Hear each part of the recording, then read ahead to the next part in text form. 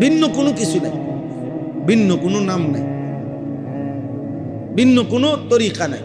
তরিকা আমাদের আসলাফের 1450 বছরের চলমান ধারায় আল্লাহর পথে মানুষকে ডাকা, আল্লাহর পথে ডাকা। এখানে আশ্চর্য হবেন, আমি আপনার করে শুনাই, একটা জিনিস দেখাই, আপনারাও বাকিরাও বুঝবেন, সবাই বুঝবেন। এখানে আছে সূরা আরাফের মধ্যে 5 জন নবীর ঘটনা আছে।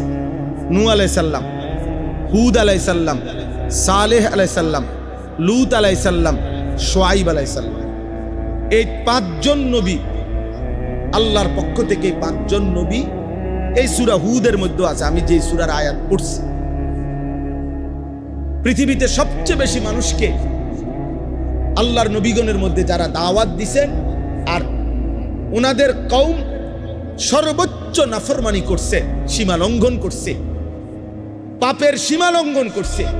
ফলে আল্লাহ তাআলা এই 5 জন নবীর কওমকে চিরতরে ধ্বংস করে দিয়েছে, পুরা জাতি একসাথে শেষ করে দিয়েছে আল্লাহ। এই 5 জন নবী, নূহ আলাইহিস সালাম, হুদ আলাইহিস সালাম, সালেহ আলাইহিস সালাম, লূত আলাইহিস সালাম, শুআয়ব আলাইহিস সালাম। বুঝছেন? এই 5 জন নবীর কওমকে আল্লাহ তাআলা পাপ আর নাফরমানির সীমা লঙ্ঘন করার কারণে আল্লাহর আযাব দিয়ে আল্লাহ একেবারে শেষ করে দিয়েছে। তো ওইখানে আছে, এই সূরাতে আছে, সূরা আরাফেও আছে, সূরা হুদের মধ্যেও আছে 500 জনের ঘটনা। সেখানে আছে প্রত্যেক নবী, 5 জন নবী যখন আল্লাহর আযাব আসতেছিল তখন চোখের পানি ফেলে বলতেছিলেন, হিয়া কওমি উবাল্লিগুকুম রিসালাতি রাব্বি, হায় আমার জাতি, আমি তো তোমাদের কাছে দিবানিশি আল্লাহর কথা পৌঁছাইছিলাম, আমি পৌঁছাইছিলাম আমার জাতি। তোমাদের কি মনে পড়ে? আমি রাত নাই দিন নাই তোমাদের কাছে আল্লাহর কথা পৌঁছাইছি। এই যে দেখেন,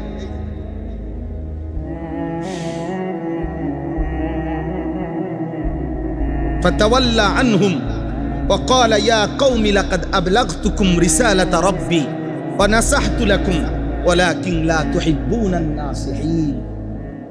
আমি তোমাদেরকে কত উপদেশ দিলাম, ওয়ালাকিন লা তুহিব্বুনান নাসিহিন। যুবক শোনো, এইখানে আল্লাহ বলছে আল্লাহর আযাব যখন আসে তো নবীগণ বলছে, হায় জাতি, তোমরা আসলে নসিহতকারীর, উপদেশদাতার উপদেশে পাত্তা দাও না, পছন্দ করো না। তোমরা মূলত উপদেশকে ভালোবাসো না, তোমরা মূলত কেউ টেনে ধরাকে পছন্দ করো না, তোমরা কেউ গুনাহ থেকে ফিরাক এটা তোমরা চাও না, তোমাদেরকে নেক কাজে উৎসাহিত করুক তোমরা এটা চাও না। লক্ষ লক্ষ যুবক চায় তার সাথে এমন সঙ্গী খুঁজে সে যে তাকে গুনার কাজে উৎসাহিত করবে, পাপের কাজে আরো তাল দিবে। হ্যাঁ দোস্ত, মজা মার, নারী নাই তোর কাছে, আমার কাছে আছে। মদের আড্ডা দরকার, আয় আমার সাথে। জুয়ার আড্ডা চিনবি, আমার সাথে আয়। নর্তকী বেশ্যার আড্ডা চিনবি, আমি তোরে দেখাইতেছি। আমার তোর মোবাইলে এমবি নাই, আমার মোবাইলে আছে। দেখ দোস্ত, দোস্তের জন্য যদি উলঙ্গ ছবি না দেখাইতে পারি, দোস্ত হইলাম কি এর? হ্যাঁ, আমার মোটরসাইকেল তোরে যদি না দিতে পারি, বন্ধু হইলাম কিসের? চল নষ্ট হ, গুনাহ কর। আল্লাহ বলেন, এই নবীগণ বলতেন, ওয়ালাকিন লা তুহিব্বুনান নাসিহিন, হে আমার কওম, আহারে তোমরা তো নসিহতই পছন্দ করো না, উপদেশই পছন্দ করো না। নয়তো বলো না আমি কি পরিমাণ তোমাদেরকে বলেছি, বিনিময়ে আজ কোনো পাত্তা দিলা না আমার কথায়, আজ আযাবের মুখোমুখি হইলা, আজ ধ্বংস হয়ে গেল, ধ্বংস হয়ে গেল। ফাআখাযাতহুমুর রাজফাতু ফাআসবাহু ফি দারিহিম জাসিমিন। এক ভূমিকম্প আসলো, এক কম্পনে আল্লাহ তাআলা বলেন ওই মানুষগুলো বসা ছিল, যে যেভাবে ছিল উল্টা হইয়া পইরা উপর হয়ে পড়ে সব শেষ হয়ে,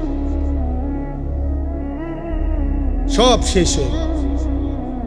প্রিয় বাবা, প্রথম দিন যেদিন নবী সাল্লাল্লাহু আলাইহি সাল্লামকে আল্লাহ তাআলা প্রথম যেদিন মানুষকে আল্লাহর দিকে ডাকতে বলছে, যেই কোরআনের যেই আয়াতের মাধ্যমে, সেদিন প্রথম কি বলছে আল্লাহ তাআলা? সেদিন প্রথমেই বলছে, ইয়া আইয়ুহাল মুদ্দাসসির কুম ফাআনদির। এটাই প্রথম, অর্থাৎ ইকরা বিসমি রাব্বিকাল্লাযী খালাক, এটা তো প্রথম আয়াত কোরআনের। কিন্তু মানুষকে আল্লাহর দিকে ডাকার জন্য প্রথম আদেশ করছেন দ্বিতীয় আয়াতে, মানে দ্বিতীয়বার যেটা নাজিল হয়েছে সূরা মুদ্দাসসির, কুম ইয়া আইয়ুহাল মুদ্দাসসির, হে চাদর পরা বন্ধু আমার, কম্বল পরা নবী আমার, শুয়ে থাকলে হবে না বন্ধু। নবী সাল্লাল্লাহু আলাইহি সাল্লাম শোয়া ছিলেন, কম্বল গায়ে, চাদর গায়ে। আল্লাহ বলছেন ইয়া আইয়ুহাল মুদ্দাসসির, চাদর পরা বন্ধু। ওই ভাই তুমি কাউরে নিও না, বাবা তুমি একলা যাও। মাশাআল্লাহ। তো কুম ফাআনদির, কেউ উঠো না, একজনের দেখা দেখি আরেকজন উঠো, তোমার সময় আবার তুমি উঠো।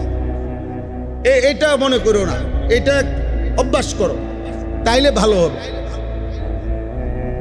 আল্লাহর দিক থেকে সরে যাবে না, জান যায় যা, কষ্ট হোক, গরমই তো লাগতেছে, আর কি, আর চাইতে বেশি কিছু না, এটুকু গরমে মরবে না। আল্লাহ তৌফিক দান করেন। তাইলে কি বলতেছিলাম? জি, আল্লাহ বললেন বন্ধু ঘুমাইলে চলবে না, চাদর খোলেন, কম্বল সরান, কুম উঠেন, দাঁড়ান বন্ধু। ফাআনদির, এই প্রথম শব্দ, ফাআনদির, আমার বান্দাদেরকে জাহান্নামের ভয় দেখান, কবরের ভয় দেখান, আযাবের ভয় দেখান, আমি আল্লাহর ভয় দেখান। নবী সাল্লাল্লাহু আলাইহি সাল্লাম মক্কার মানুষদেরকে ডাকছেন। সাফা পাহাড়ের পাশে আবু কুবাইস, সাফা আর জাবালে আবু কুবাইস একসাথে এই পাহাড়ের চূড়ায় দাঁড়িয়ে নবী সাল্লাল্লাহু আলাইহি সাল্লাম তার কওমের লোকদেরকে ডাকছেন। কুরাইশের লোকেরা একত্রিত হয়েছে। আল্লাহর নবী সাল্লাল্লাহু আলাইহি সাল্লাম বললেন, ইয়া মা'শারা কুরাইশ, আরাআইতুম লাউ আখবারতুকুম আন্না খাইলান তুসাব্বিহুকুম আলাস্তুম মুসাদ্দিকি। নবীজি বললেন, হে কুরাইশ জনগণ, আমি যদি আপনাদেরকে এখন বলি, সংবাদ দেই যে আগামীকাল ভোর হইতে হইতে ভোরবেলা একটি অশ্বারোহী দল আপনাদের উপরে আক্রমণ করবে, আপনারা কি আমার এই কথাটি সত্য মনে করবেন? আলাস্তুম মুসাদ্দিকি, আপনারা কি আমাকে সত্য মনে করবেন না? এভাবে নবীজি জিগাইলেন। প্রথম এ তাফসীরে আছে, মক্কার মানুষ বলল, কি আশ্চর্য শব্দ বলছে দেখেন, বলছে মা জাররাবনা আলাইকা ইল্লা সিদকান, মুহাম্মদ গত 40 বছরে তোমার ব্যাপারে সত্য ছাড়া মিথ্যা বলার কোনো অভিজ্ঞতা আমাদের কারো নাই। গত 40 বছরে আমাদের কারোই অভিজ্ঞতা নাই তোমার ব্যাপারে যে তুমি কখনো মিথ্যা বলছো, বরং তোমার ব্যাপারে আমাদের অভিজ্ঞতা এটাই যে গত 40 বছর ধরে আমরা এটাই জানি তুমি সত্যবাদী। এই সময় দেখেন, এখানেও কিন্তু এটা লক্ষণীয়, 40 বছর আল্লাহ তাআলা অপেক্ষা করাইছেন। নবী সাল্লাল্লাহু আলাইহি সাল্লাম যদি 12 বছর বয়স থেকে কালেমার দাওয়াত দিতেন, তাতে আরো কিছু বেশি মুসলমান হইল। বোঝেন নাই কথাটা? 12 বছর বয়সের থেকে কামে লাগাই দিত। 40 বছর খামখেয়ালি কথা মিয়া, এত লম্বা সময় পার করলেন।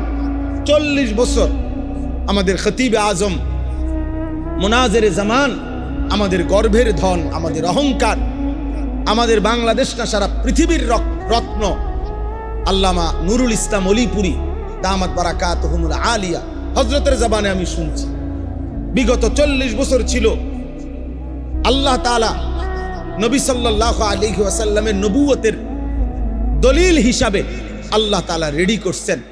40 বছর বয়সে যিনি যখন দাবি করছেন আমি নবী, এবার যেন পৃথিবীবাসী এক নজরে তাকাইছে, আচ্ছা দেখি কেমন লোক নবী হইল। আল্লাহ তাআলা বললেন, দেখো পৃথিবীবাসী বিগত 40 বছর তার দেখো কোন জায়গায় 1 সেকেন্ডের একটা দাগ বসাইতে পারবা এমন একটা স্পট, এমন একটা কালো চিহ্ন তার জীবন। এমন সুন্দর, এমন পবিত্র, এমন উত্তম, সে নবী হবে না তো হবেটা কি? মা জাররাবনা আলাইকা ইল্লা সিদকান, আমরা তোমার ব্যাপারে সত্য ছাড়া অন্য কোনো অভিজ্ঞতা নাই। আল্লাহর নবী সাল্লাল্লাহু আলাইহি সাল্লাম তখন বললেন ফা ইন্নী নাযীরুন লাকুম বাইনা ইয়াদাই আযাবুন শাদীদ, নিশ্চয়ই আমি তোমাদের নিকট ভয় প্রদর্শনকারী, নাযীর, বাইনা ইয়াদাই আযাবুন শাদীদ। হে আমার জাতি, এই মিথ্যা, এই কুফর, এই শিরিক, এই মূর্তি পূজা, এই চুরি ডাকাতি, জিনা, ব্যভিচার, রাহাজানি, এর পরিণামে তোমাদের জন্য সামনেই অপেক্ষা করছে আযাবুন শাদীদ, বড় ভয়ানক আযাব। তোমরা ফিরে আসো, তোমরা আল্লাহর দিকে ফিরে আসো। কুলু লা ইলাহা ইল্লাল্লাহ তুফলিহুন। তোমরা সব ছেড়ে দিয়ে এক আল্লাহকে ডাকো, তাহলেই সফল হবে, কামিয়াব হবে। দোস্ত, তাহলে এই কথা বোঝা গেল। এই আমরা ওলামায়ে কেরাম, এই সমাজের হাজারো 800 কোটি মানুষ যদি সারা পৃথিবীতে হয়, 600 কোটি কাফের যদি হয়, তো এই 600 কোটি কাফের এক যুগে, 600 কোটি কাফের পৃথিবীতে সবাই নিজেরা এবং অন্যকে দুনিয়ার স্বপ্নই দেখাইতেছে। 250 কোটি মুসলমান, এই 250 কোটি মুসলমানের মধ্যেও সংখ্যাগরিষ্ঠ মুসলমান দুনিয়া নিয়েই ব্যস্ত আছে। এর মাঝখান দিয়া এই 800 কোটি মানুষের ভিতরে অল্প কয়েকজন মোল্লা মৌলবী, অল্প কয়েকজন মুন্সি হুজুর, অল্প কয়েকজন আলেমে দ্বীন বাকি মানুষগুলোকে জাহান্নামের থেকে ফিরাইবার জন্য আখিরাতের দিকে, আল্লাহর দিকে, ইবাদতের দিকে ডাকতেছে। হ্যাঁ, জানো না ভাই, এই জন্য এই সারা বিশ্ব জুড়ে আপনারা ভেবে দেখেন, সারা পৃথিবী জুড়ে যত কাফের, বেঈমান, মুশরিক, যত নাস্তিক, মুরতাদ, আল্লাহ দ্রোহী, ইসলাম বিদ্বেষী, তাদের ষড়যন্ত্রের, সমস্ত ষড়যন্ত্রের কেন্দ্রবিন্দু এই হুজুররা। সমস্ত ষড়যন্ত্র করছে কার বিরুদ্ধে? হুজুর। যে সুদখোর, তার বিরুদ্ধে ষড়যন্ত্র কিতে করব? হয়তো তো লাইনে আছে, বুঝলেন না? যে ঘুষখোর, তার বিরুদ্ধে কি ষড়যন্ত্র করবো কাফেররা? আমরা তো লাইনে আছে। যে নারী বেপর্দা, বেহায়া, তার বিরুদ্ধে কি ষড়যন্ত্র করব? ষড়যন্ত্র কিতা করবো? সে তো লাইনেই আছে। যেই সমস্ত লক্ষ লক্ষ যুবক প্রতিনিয়ত রাত নাই দিন নাই 24 ঘন্টা মোবাইল, নারী, ছবি, অশ্লীলতা, বেহায়াপনা, অসভ্যতার মধ্যে লিপ্ত, ওদের বিরুদ্ধে দুশ্মন কি ষড়যন্ত্র করবে? দুশ্মন তো ওদেরকে নিয়েই নিছে ওদের কাছে। আমরা তাদেরকে ফিরাতে চাই। এই অল্প কয়েকজন আলেম, এই জন্য বারবার বারবার ষড়যন্ত্রের কেন্দ্রবিন্দু ওলামায়ে কেরাম, ওলামায়ে কেরাম। আর এর মধ্যে, এই ওলামায়ে কেরামের মধ্যে এই কথা স্পষ্ট, পৃথিবীতে একেবারে সূর্যের মতো কথা স্পষ্ট, সারা পৃথিবীর সবচেয়ে বেশি ষড়যন্ত্র কওমি মাদ্রাসার ওলামায়ে কেরামের বিরুদ্ধে। এটাই বাস্তবতা। বারবার চেষ্টা হয় মেন এই পৃথিবী শয়তানের রাজত্ব হওয়ার ক্ষেত্রে বাধা এই কওমির অল্প কয়টা হুজুর, এগুলাই বারবার ঝামেলা করে। এরা যদি সরে যায় তো পুরা দেশ আফ্রিকার জঙ্গল হইতে আর বেশি দিন লাগবে না। কিন্তু ইনশাআল্লাহ শেষ ফোঁটা রক্ত থাকতে আমরাও হতে দেব না। আমরা বলেই যাব, আমরা বলেই যাব, আমরা মরে যাব, কোনো অসুবিধা নাই। আমরা খুন হব, গুম হব, অসুবিধা নাই। আমাদের পূর্বসূরীরা চলে গেছে, আমরা বলছি, আমরা চলে গেল আমাদের পরবর্তী জেনারেশন বলতেই থাকবে ইনশাআল্লাহ। আল্লাহ নবী সাল্লাল্লাহু আলাইহি ওয়াসাল্লাম বলছেন, এই দ্বীনের মধ্যে প্রত্যেক জামানায় ইয়াগরিসু ফি হাযাদ দ্বীন গারসান ইস্তামিলুহুম ফি তাআতি। নবীজি বলছেন, আল্লাহ তাআলা প্রত্যেক যুগে যুগে এই উম্মতের মধ্যে নতুন নতুন গাছ, নতুন নতুন চারা, নতুন নতুন গাছ উৎপন্ন করে, যাদেরকে আল্লাহ তাআলা তার দ্বীনের কাজে, তাআত, ইবাদত আর বন্দেগী আর দ্বীনের কাজে আল্লাহ তাআলা কাজে লাগায়, কাজে লাগিয়ে থাকে। এই জন্য কখনোই জমিনে ইনশাআল্লাহ ইমানের কথা, ইসলামের কথা, আল্লাহর কথা বন্ধ হবে না। কোন ষড়যন্ত্রকারী, প্রত্যেক মনে রাখবেন, শয়তান, ইবলিস কয়দিন পর পরে প্রত্যেক সময়ে যখনই একটা ষড়যন্ত্রের কোনো দল একটু স্থিমিত হয়ে যায়, ঠান্ডা হয়ে যায়, তো পরবর্তী নতুন কোনো দল শয়তান সামনে আইনা দিয়া দেয়।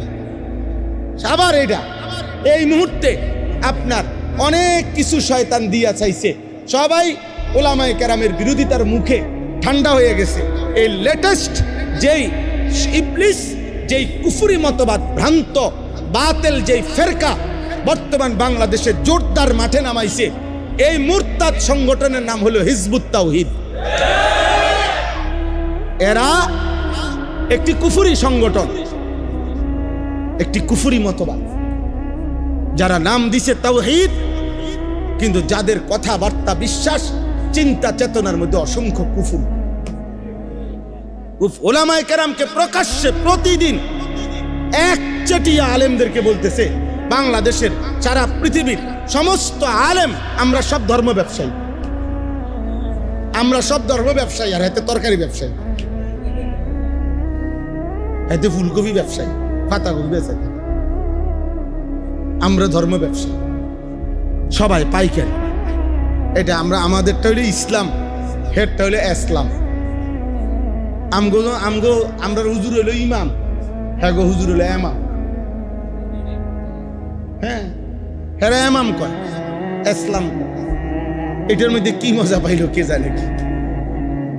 যাই হোক আব্বা, বলতে চাচ্ছি আপনাদের কাছে, এইখানে আমি যে 4টা আয়াত পড়ছি, এবার এই 4টা আয়াতের তর্জমা বলি, তাইলেই আমার কথা শেষ। বিশেষ করে কিশোর, নওজোয়ান, ছেলে, বাবা, ভাই সবাইকে অনুরোধ করলাম, আমাদের আল্লাহ, আমাদের ইসলাম, আমাদের ধর্ম, আমাদের কোরআন, এর মধ্যেই আমাদের নিরাপত্তা, এর মধ্যেই আমাদের শান্তি, এর মধ্যেই আমাদের স্বস্তি, এর মধ্যেই আমাদের তৃপ্তি। বলেন আলহামদুলিল্লাহ। আলহামদুলিল্লাহ। অতএব আল্লাহকে ছেড়ে দিয়ে, আখিরাতকে ভুলে গিয়ে, কোরআনকে ছেড়ে দিয়ে গুনার মধ্যে লিপ্ত হওয়া কোনোভাবেই একজন বিবেকবান মুসলমানের উচিত।